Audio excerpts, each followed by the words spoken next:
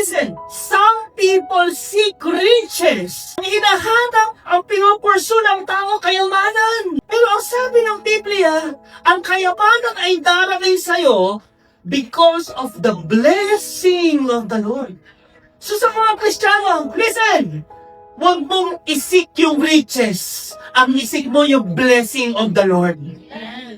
Pastor, ano yung blessing of the Lord? Kasi minsan nagkakamali na tayo ng thinking ng blessing eh. Kapag maraming pera, uy, may blessing. No, it's not a blessing. It's riches. Pag binasa niyo yung Proverbs 10, in context to ha, it is a contrast of righteousness and foolishness. So, nasaan ang blessing ni Lord? Sa pagiging hangal na pasaway o sa mga taong sumusunod sa Diyos? Nasaan? Nasa righteousness. So itong blessing of the Lord na ito, ano to? It is a life of righteousness. Mabuhay ka ng matuwid.